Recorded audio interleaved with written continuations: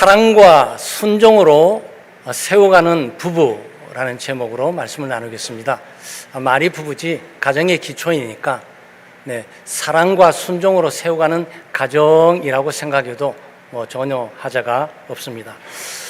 어느 부부의 이야기입니다. 처음에는 서로 너무 사랑해서 결국은 결혼하게 되었습니다. 이 사람이 아니면 안 된다라고 생각해서 결혼을 한 겁니다. 근데 시간이 지나면서 점점 말이 줄어들고 서로 눈을 맞추는 일들이 줄어들고, 그리고 결국은 한 집에 살지만 남처럼 살아가게 되었습니다. 남편은 늘 그렇게 생각합니다.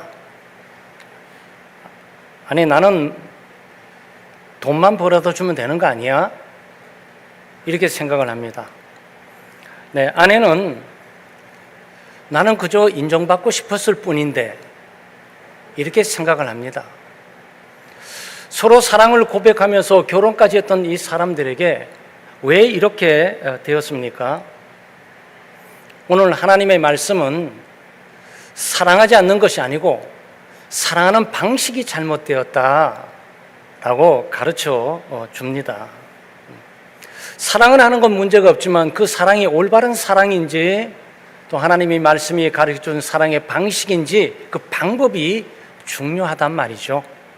오늘은 우리 가정의 기초가 되는 부부 관계를 어떤 사랑의 방식으로 우리가 이어나가야 되는지를 살펴보도록 하겠습니다. 첫째, 부부는 서로 사랑하고 복종하는 관계입니다. 오늘 본문은 소위 부부 관계의 지침서라고는 말하기도 하는데, 그래서 아내는 남편에게 복종해야 된다, 남편은 아내를 사랑해야 된다, 주로 이런 방식으로 얘기합니다. 근데 정작 중요한 것은 바로 22절이 아니고 21절입니다. 그리스도를 경외함으로 피차 복종하라. 여기 피차는 서로입니다. 그래서 부부 관계는 서로 일방적인 관계가 아니고 상호 관계입니다. 일방적인 통행이라든지 소위 우리가 말하는 짝사랑이 아니고 서로 피차 사랑하고 복종하도록 되어 있습니다. 아내는 남편을 사랑하고 존중함으로 복종하는 거고, 남편은 아내를 사랑함으로 복종하는 삶이 피차에 주어져야 됩니다. 그래서 마치 22절을 보게 되면 아내만 남편에게 복종해야 되냐, 이게 굴종이 아니냐, 이렇게 오해를 받을 수가 있는데 그것이 아니고 21절에 피차 복종해야 된다. 지금 이 부분이 이 전체를 통제하게 됩니다. 그러니까 부부관계뿐만 아니고 부모와 자녀와의 관계뿐만 아니라 직장에서 노사관계, 소위 주인과 일하는 사람들의 관계가 바로 피차라는 이 속에 다 포함되어 있는 겁니다. 기독교의 관계학은 누가 누구보다 더 잘났고 누가 누구보다 더 높고 누가 누구를 지배하느냐에 달려있는 것이 아니고, 서로가 겸손하게 그리스도를 바라보면서 그리스도를 믿고 경외함으로 그리스도의 무릎을 꿇는 겸손함의 대혁명으로 부부관계가 진행되게 되어 있습니다. 따라서 복종은 아내가 남편에게만 하는 것이 아니고 남편도 아내에게 하도록 되어 있습니다. 아내는 남편을 사랑하고 존중함으로 복종하는 거고, 남편은 아내를 사랑함으로 자기 몸을 주기까지 사랑하는 것이니까 아끼면서 복종을 하는 삶을 살게 되는 겁니다. 그리고 복종은 어떤 조건이 있는 것이 아니에요. 남편이 멋지고 몸짱이고 얼짱이고 지갑에 카드도 많고 사회적인 신분과 지위도 높고 모든 것을 다 하는 지혜로운 척척 박사기 때문에 그 조건 때문에 아내가 남편에게 복종하는 건 아닙니다.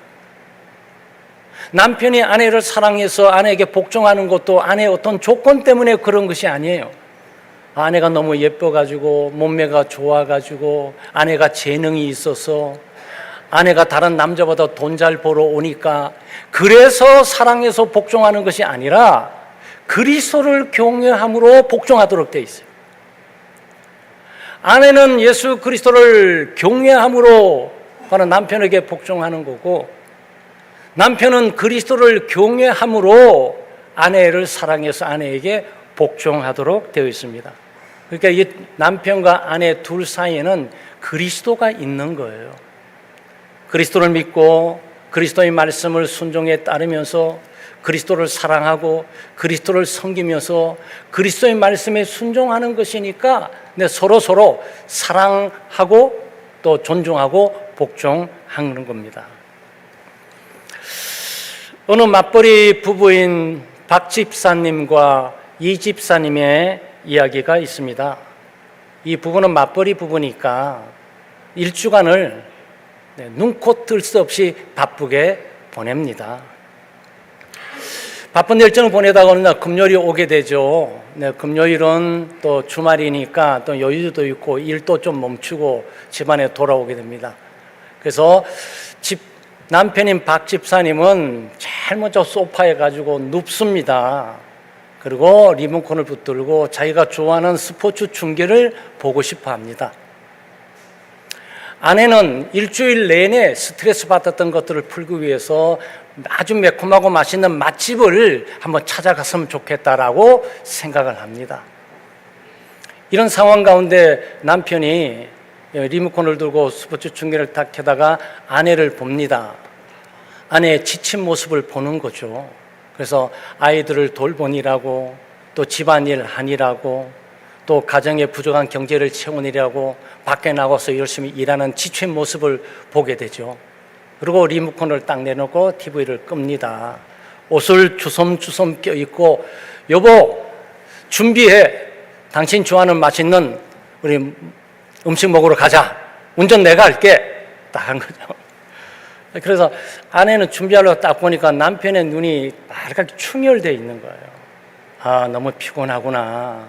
그래서 옷을 입다 말고 딱 멈추고, 여보 안 되겠다, 오늘은 당신과 내가 서로 피곤하니까 그냥 시켜 먹자, 배달시키지 뭐, 배달비나 몇천 원 더 주고 시켜 먹자, 그리고 집에 당신 좋아하는 TV 스포츠 중계 보자, 그러는 거죠. 근데 이 이야기에서 서로 이해하고 배려하는 거죠. 이 사랑은 이해하는 겁니다. 사랑은 배려하는 겁니다. 그 이해와 배려를 통해서 부부의 복종의 삶이 저절로 이루어지게 되는 것을 우리가 보게 되는 거죠. 그래서 부부의 복종은 거대한 희생을 통해서 이루어지는 것이 아니고 아주 사소하지만 일상생활에 상대방을 이해하고 배려함으로써, 물론 사랑으로부터 나오는 거죠. 사랑이 있고 관심이 있으니까 눈도 보고 몸도 보고 움직임도 보게 되는 거죠. 그 지침을 보고 서로가 결정하고 판단하는 이 모습이 바로 함께 복종함으로 세워져가는 이 부부의 모습을 우리에게 보여주고 있습니다. 이론은 쉽지만 과연 어떻게 이렇게 될 수 있을까요? 네. 이게 답이 5장 18절에 나옵니다. 그래서 우리는 5장 21절부터 읽었잖아요. 5장 18절에 술 취하지 말라, 이는 방탕하는 것이니 오직 성령의 충만함을 받으라 그랬습니다. 여기에 답이 있어요. 예수 믿고 신앙생활을 하긴 하지만 성령으로 충만해지는 거죠. 성령으로 충만해지게 되면 우리 그 다음 읽지 않았지만 여러분 잘 아는 것처럼 시와 찬미와 신령한 노래들로 서로 화답해라, 예수 그리스도의 이름을 힘입어서 감사해라, 그리고 피차의 그리스도를 경외함으로 복종해라, 이 말이 성령 충만에 다 걸려 있어요.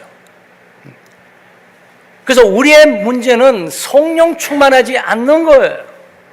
그래서 남편은 성령으로 충만해야 되고 아내도 성령으로 충만해야 됩니다. 성령으로 충만해야 그리스도를 사랑하고 그리스도를 경외하게 되고, 그리스도를 경외하게 되면 그리스도의 말씀에 순종함으로 서로 사랑하고 복종하는 일들이 이루어지게 되는 거란 말이죠. 삼각형 한번 띄워 보실래요? 그리고 보통 우리 삼각형 그러면 삼위일체 하나님을 설명할 때 이렇게 표현합니다. 성부, 성자, 성령 이렇게 표현합니다. 삼위는 하나다 이렇게 표현합니다. 저는 이거를 남편, 아내, 그리고 이 그리스도 하나님 이렇게 표현했습니다. 그리고 화살표를 위로 쭉 올려놨어요. 둘의 관계는 각자가 그리스도에게 얼마나 다가가느냐에 달려 있어요.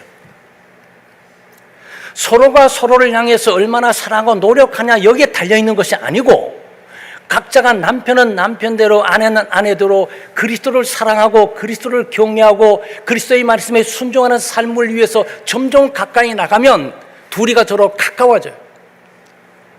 그리스도 안에서 갈수록 더 가까워져요. 하나님을 경외하고 그리스도를 경외함으로 서로 복종할 수 있고 서로 사랑할 수 있는 원리가 바로 여기에 있는 거예요.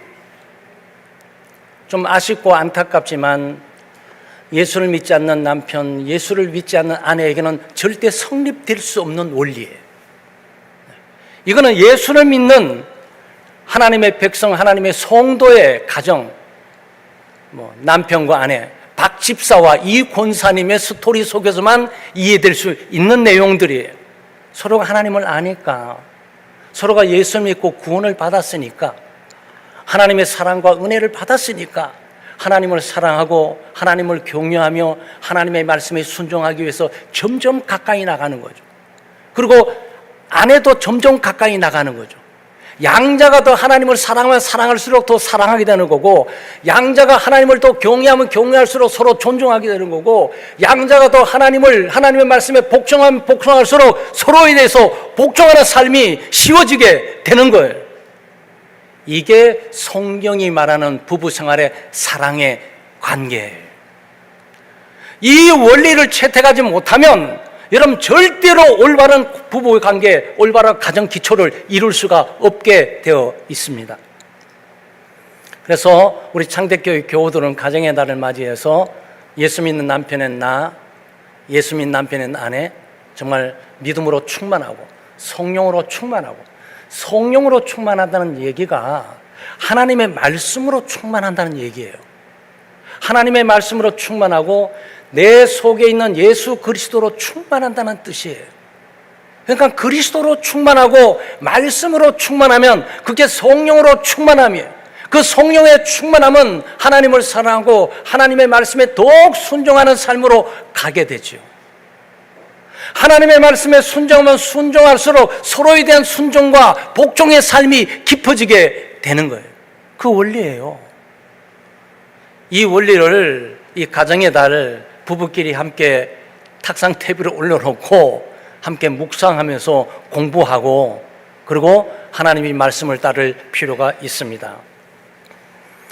아내는 남편에게 복종해야 됩니다. 22절 말씀이죠. 아내들이여 자기 남편에게 복종하기를 주께 하듯 하라 그랬어요. 여기서 복종이라는 단어는 단순히 억압이나 압제가 아니에요. 강요가 아닙니다.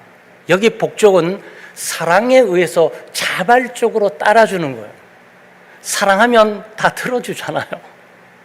사랑하면 모든 거 다 포기할 수 있고 허용할 수 있잖아요.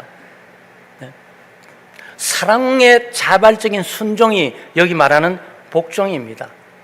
그러니까 아내는 남편에게 복종할 때 사랑하지 않으면 절대 복종할 수 없어요. 그래서 안 되는 거예요. 내가 사랑이 없는 거예요. 뭐가 잘못 돌아가고 그 남자가 잘못됐기 때문에 사랑하지 않는 것이 아니고, 내가 사랑이 없고 하나님의 사랑이 없으니까 이것들을 극복해 나갈 수가 없는 거죠. 남편을 존중하고 남편에게 복종하라는 것은 남편의 어떤 자격 기준 때문에 그런 것이 아니에요. 남편이 얼짱이고 몸짱이고 사회적인 신분이 있고 지위가 있고 너무 똑똑하고 영리해서 내가 믿고 맡길만 해서 사랑하는 것이 아니에요.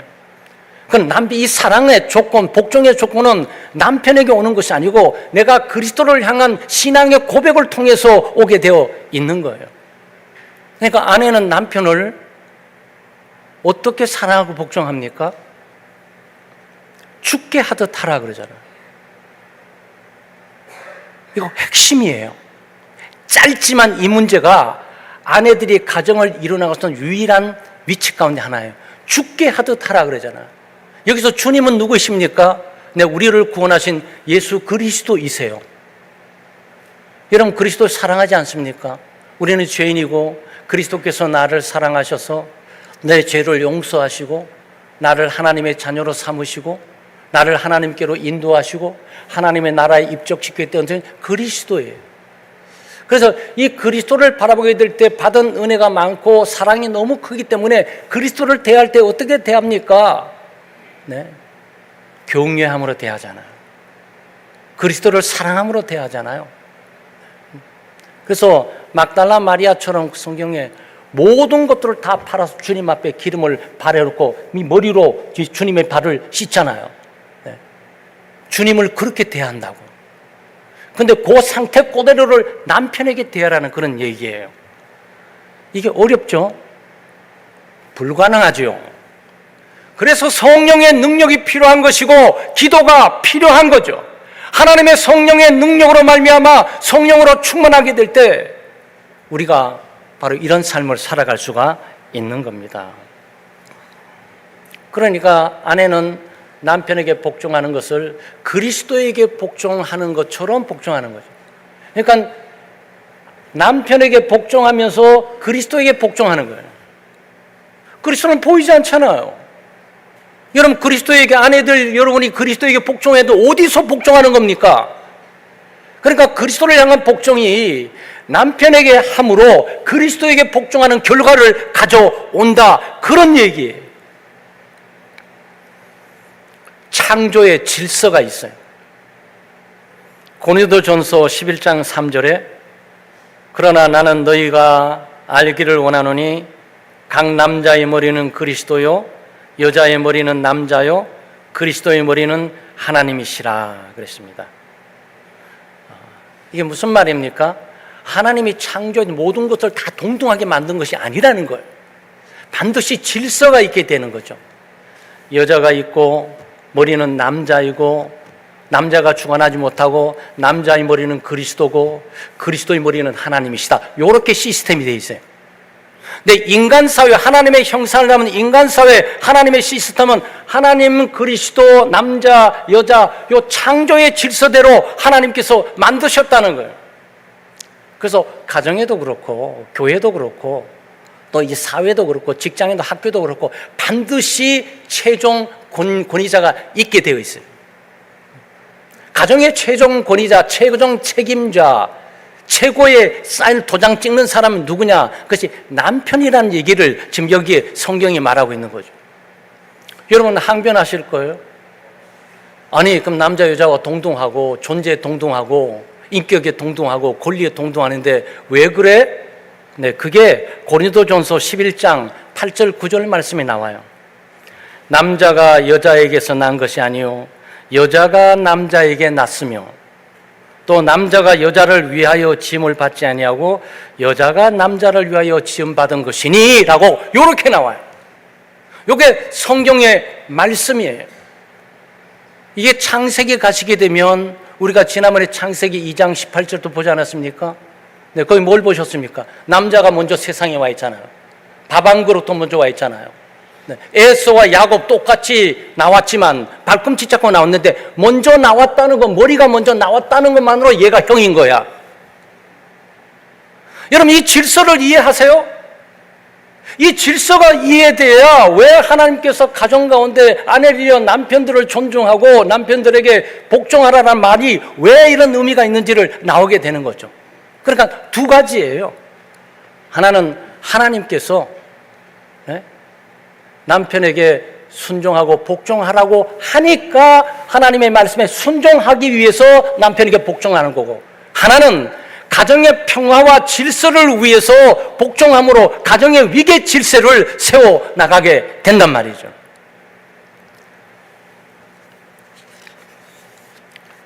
신앙이 좋은 부부가 명절을 맞이했습니다. 명절이나 집안 행사가 다가올 때 되면 많은 부부가 시댁의 문제, 처가의 문제로 큰 갈등을 겪게 됩니다.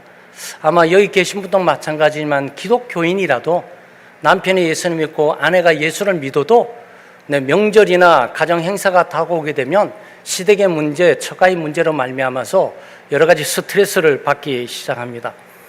맞벌이를 하는 아내가 있는데 이 아내는 늘 시댁의 무리한 요구 때문에 마음이 불안하고 늘 스트레스를 받습니다.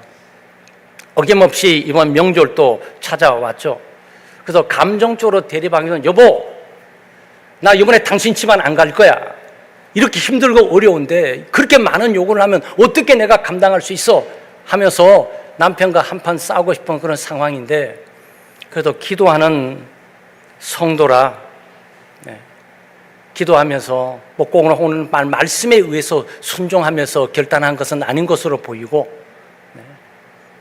하나님께서 이렇게 하면 가정의 질서도 깨지고 남편과 크게 싸우면서 평화를 잃어버리고 우리 아이들도 굉장히 힘들게 살겠구나라는 생각이 들어서 이번에 내가 양보해야 되겠다라는 생각을 했습니다. 그래서 남편이 들어오자 남편을 붙들고 차분하게 얘기를 합니다.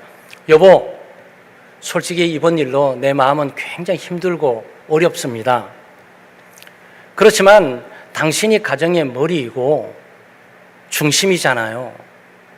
이번만은 내가 당신의 결정에 따를게요. 당신이 어떤 결정을 내리든지 내가 기꺼이 따르겠습니다. 다만 당신이 이 상황 가운데 힘들지 않기를 바랍니다. 이렇게 했습니다. 이 소리를 듣는 남편이 평상시 아내 같지 않게 지금 뭔가 부딪히고 대립되면서 큰 어려움이 있을 거 예상되는데 아내가 스스로 자존심을 다 낮추고 이 모든 걸 자기에게 넘기니까 소위 이 바통이 넘어온 거예요. 그 큰 책임감이 느껴지는 거예요. 지금까지 투닥거리면서 서로가 결정하는 걸로 알고 있었는데 아내가 모든 결정권과 권리를 다 내려놓고 이번에는 당신 뜻을 따를게요. 당신이 우리 머리잖아요. 가정의 중심이잖아요. 당신이 사이에 힘들지 않기를 바랍니다. 라고 맡기니까 도룩 겁이 나면서 그러면 미안한 생각도 들고 책임감을 크게 갖게 되는 거예요. 오히려 남편이 끼어들어가지고 시댁의 그 어려운 무리한 요구 사이에서 점점 좁혀져 나가는 일들이 생기게 된 겁니다. 참 이런 이야기는 정말 이게 우리 가정도 있었으면 좋겠는데 네. 우리 아내에게도 이랬으면 얼마나 좋을까라고 기대하는 우리 남성들이 있을지는 모르겠지만 성령께서 역사하셔서 이런 마음을 주신 것이죠. 네. 남편은 아내가 자기를 인정해 주고 있다. 그리고 내 지도력을 존중해 주고 있다는 사실 앞에 큰 무게감을 두고 내가 정신 차려야 되겠다. 우리 아내, 우리 자식들 고통받지 않도록 해주겠다. 그래서 무리하게 요구되는 시댁 사이에 중재하면서 가정의 평안을 유지해 나갔다는 그런 얘기예요. 우리 모두가 원하고 있는 얘기 아니겠습니까? 네? 사랑하는 아내 여러분, 남편을 사랑하고 존중하시길 바랍니다. 그리고 먼저 기꺼이 자존심을 내려놓고 하나님의 말씀대로 복종해 보시길 바랍니다. 그러면 하나님께서 남편의 마음을 감동과 감화시켜 주셔서 더 좋은 방패막이가 되게 하고 더 좋은 사랑을 얻게 만들고 더 좋은 복종을 얻게 하는 축복을 누리게 될 것입니다.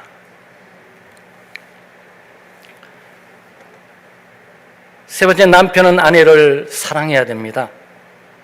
25절 말씀에 보면 남편들아 아내 사랑하기를 그리스도께서 교회를 사랑하시고 그 교회를 위하여 자신을 주심과 같이 하라 그랬습니다.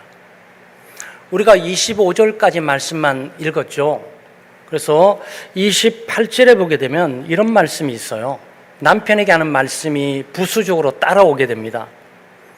28절에 이와 같이 남편들도 자기 아내 사랑하기를 자기 자신과 같이 할지니 자기 아내를 사랑하는 자는 자기를 사랑하는 것이니라 이렇게 표현합니다. 그러니까 어쩌면 우리가 22절, 23절, 24절까지 읽을 때마다 여기 계신 남편들이 속으로 흐뭇해 하시면서 목사님이 내 대신 얘기해 주고 계시는구나, 잘하고 계시네, 그럼 마음속에 저쪽에 앉아있는 아내를 이 슬그머니 보면서 여보 잘 들어, 잘 들었지? 오늘도 내 말 잘 들어야 될 거야 라고 할지 모릅니다.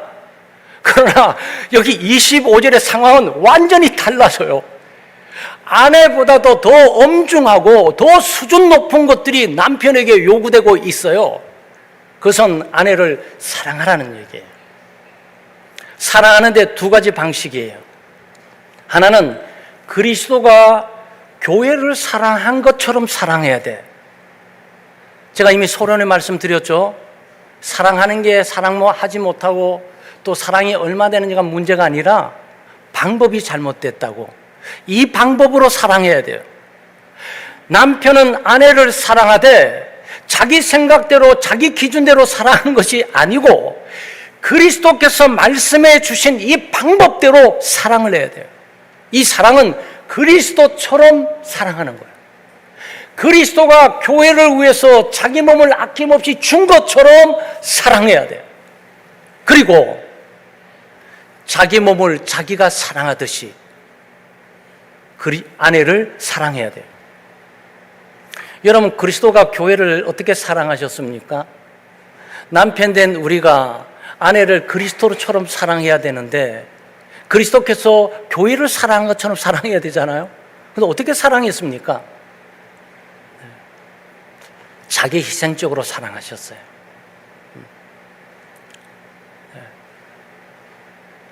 자기 몸을 드리고 자기 삶을 드리고 자기 시간을 드리고 자기의 재능을 드리고 마지막에는 목숨까지 주었어요. 이게 하나님께서 교회를 사랑하는, 여기에 교회란 벽돌을 말하고 있는 것이 아니라 여러분과 저를 말하고 있는 거예요.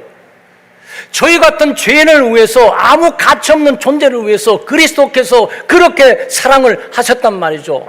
그리스도께서 우리를 사랑하시되 자기 모든 것들을 아낌없이 자기 희생적으로 모든 것을 주면서까지 아내를 사랑했어요. 이 사랑을 우리가 뭐라 그러죠? 무조건적인 사랑이라 그러잖아요. 남편이 아내를 사랑하게 될 때 당신이 사랑할 만 해야지, 사랑은 행동해봐, 내가 사랑 안 할까, 이 말을 말하는 게 아니에요. 사랑은 행동을 안 해도 사랑받을 만한 외모라든지 몸매가 아닐지라도 사랑받을 만한 어떤 물질이 많은 것도 아니고 돈도 많이 벌어오는 것도 아니고 병만 계속 있으면서 고통을 주는 상황 속에 있을지라도 남편이라는 조건이 아내를 사랑하게 될 때 조건 없이 사랑하는 거예요.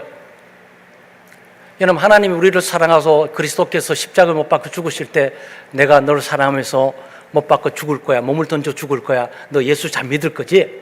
너 충성하고 봉사할 거지?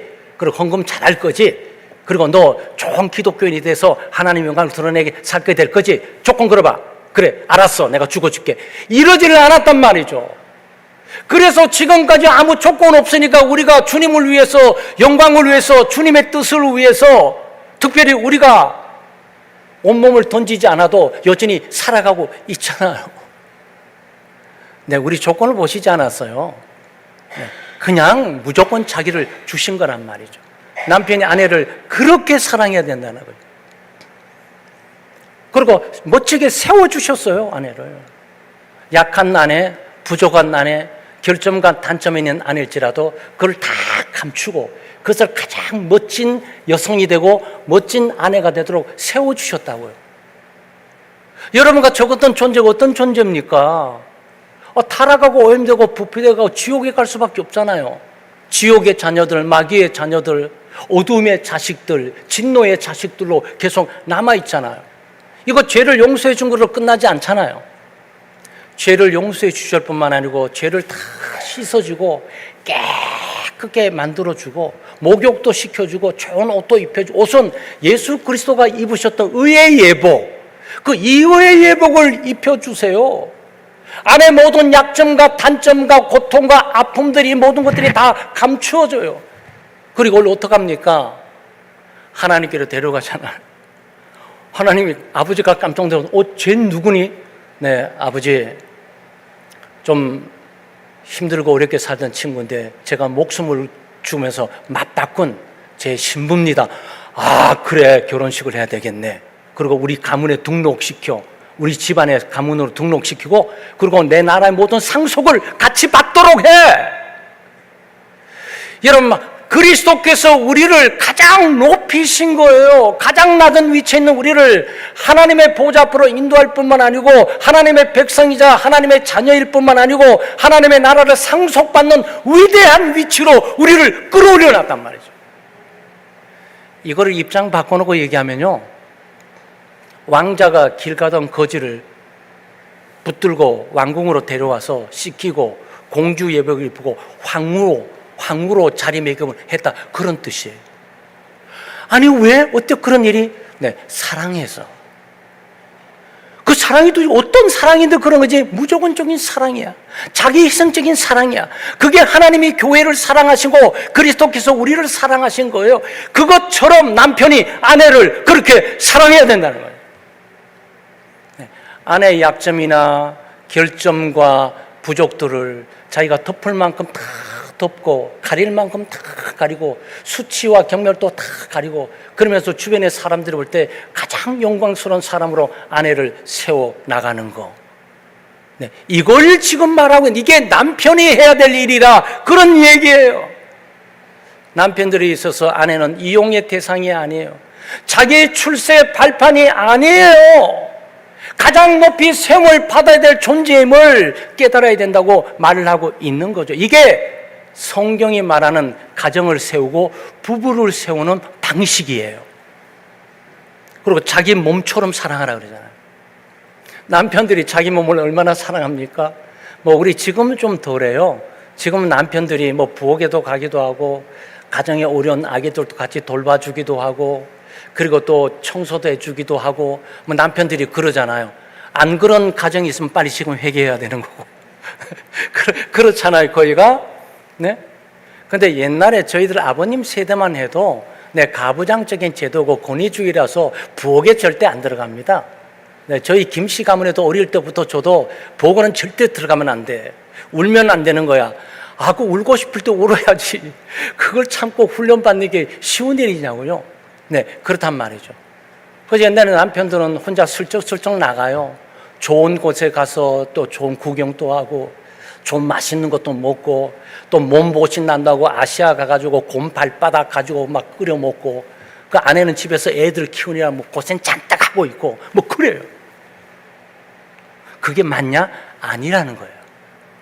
남편은 자기가 좋은 것을 먹으면 아내도 좋은 것을 먹어야 되고 자기가 좋은 옷을 입으면 아내도 좋은 옷을 입어야 되고 자기가 좋은 구경을 하게 되면 아내도 좋은 구경을 해야 되는 거예요.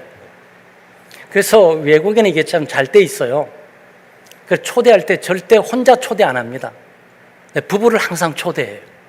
부부를 초대해요. 왜? 부부는 하나니까. 남편을 부를 때 아내도 같이 부르고 아내를 부를 때 남편을 같이 불러요.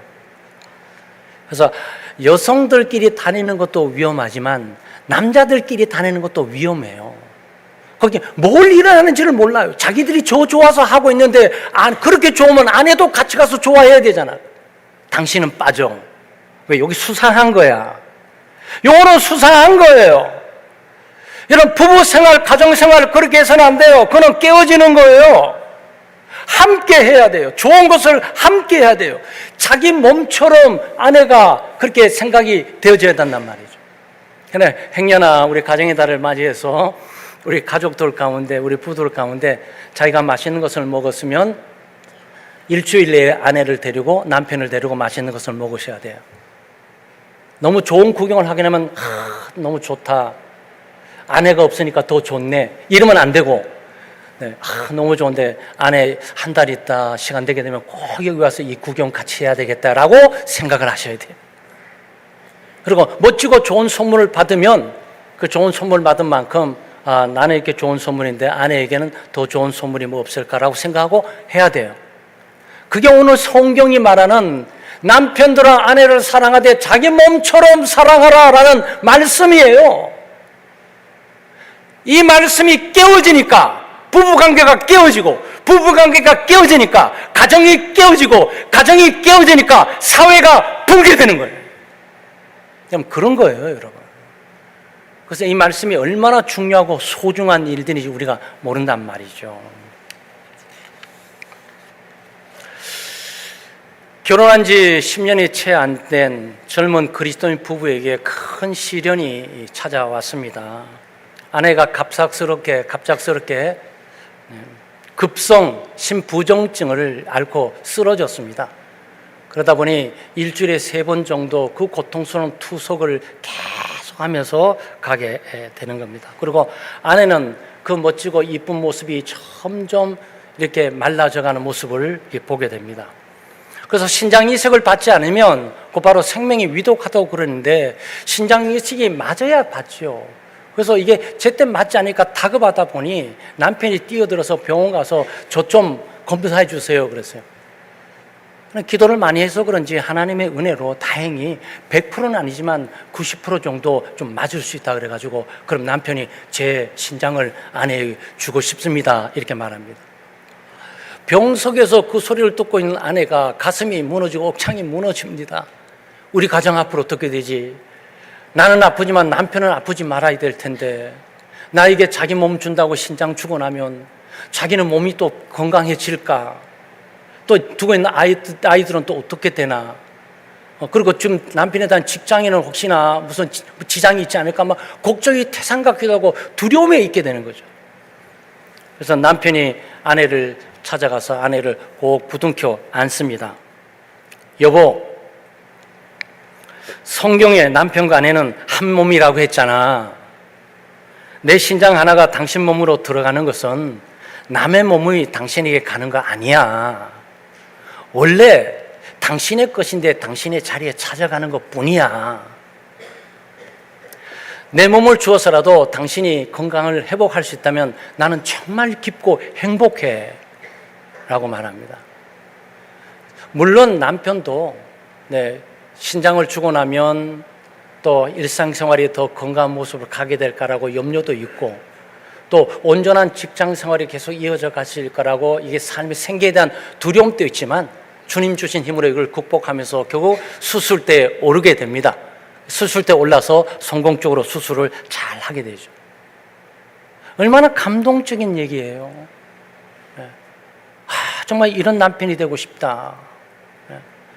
조금만 아프면 남편 아내 곁으로 도망가 버리고 조금만 힘들고 어렵게 하면 아내가 자기를 힘들게 하고 귀찮다고 생각해가고 또 다른 데로 가버리고 이런 남편들도 종종 있지 않냔 말이죠. 아내가 밥 잘해주고 뭐 잘해줄 때 잘 섬겨주면 가서 섬김 만드는 데를 열심히 가는데 아내가 정작 필요하고 어렵고 힘들 때는 사라져버리는 남편. 얼마나 대조적이에요. 사랑하는 여러분, 오늘 성경이 우리에게 제시하는 하나님 나라의 가정 모델은 누가 누구 위에 있고 누가 누구를 지배하고 누가 누구보다 더 높으냐는 이 권력 다툼과 싸움이 아니에요.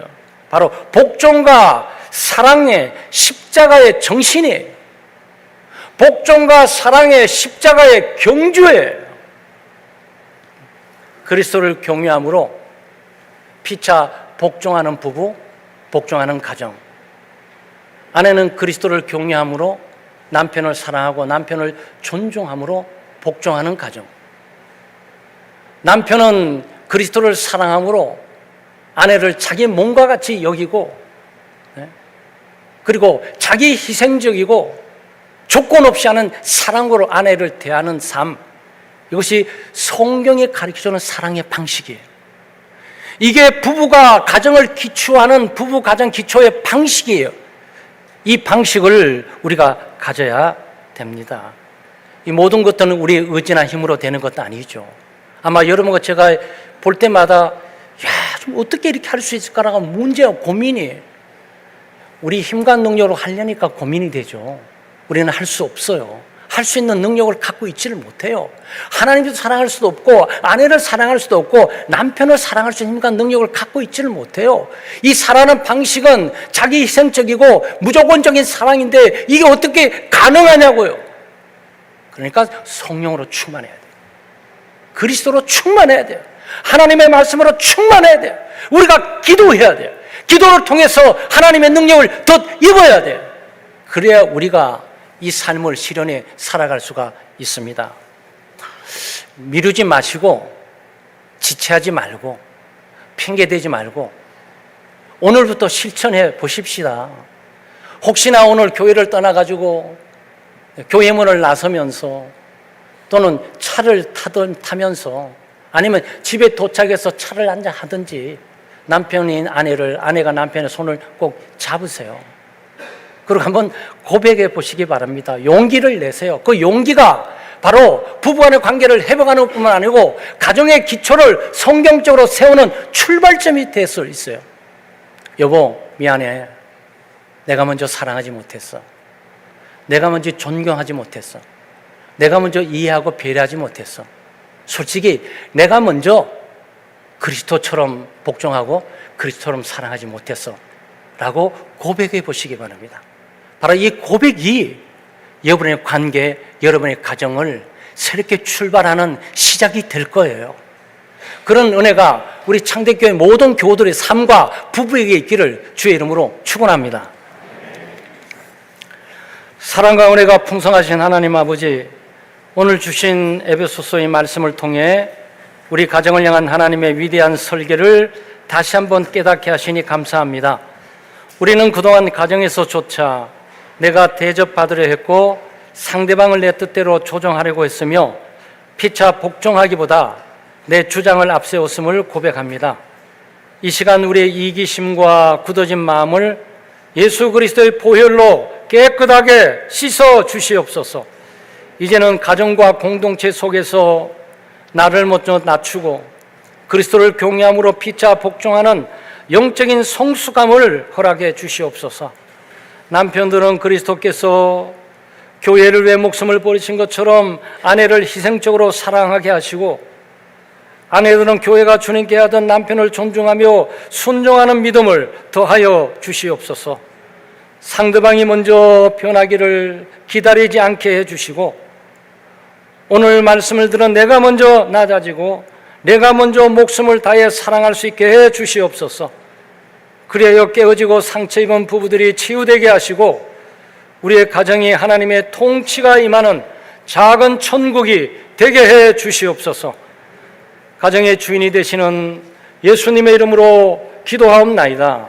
아멘.